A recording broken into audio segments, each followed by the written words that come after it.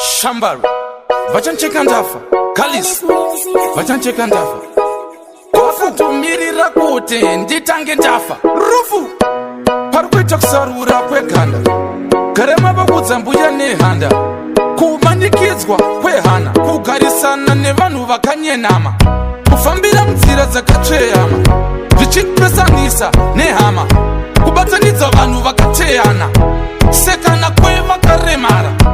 Dai mairwisina mese membomira kupenga kwekudzidzira, kutamba kunga achikicha mese maipfuka mapasi makatotsinzinya, makasimudza maoko kuna Mwari kumusoro, makanasikirwa neshoko kana makaramba muchifambira munzira yekoko, nzira inofambira mazizi, varoyi, mapere pamwe nezvipoko, nzira inofambira haramu poko, inovhurwa mahombe nemadoko, kufunga kwako ungabude chikoko, kushandiswa kurima semombe pajoko, ndizvo here nhaisa mutoko, shuwa mungatengwe nekoko, kubva mafananidzwa nemboko, kutengwa nasatani obva akuunzai ikoko, kucheriko kumexico ndezvipiko mazupuko, vanocheka dzafa, vanocheka dzafa dzakafa, kunzi wafa wafa asi Jehovha ndimi omega na alpha.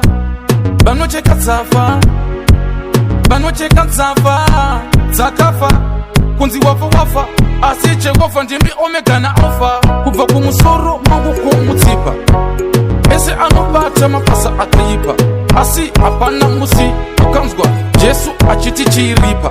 Yo zvino tokunda n'anga achinzi arikuda murapwa, isusu takabviswa muutapwa, takatobuda munhapwa, tozviziva takapapwa, asi chirwere tataiva nacho takarapwa.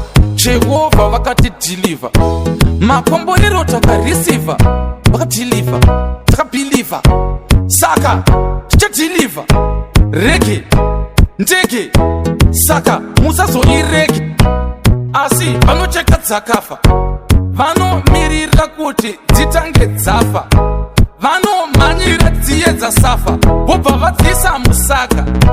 Ava votanga kunyepera bhaga maka kuita kuti raka, asi vaitsvaka ndivo vaimirira, vanongoti wafa wafa kutoti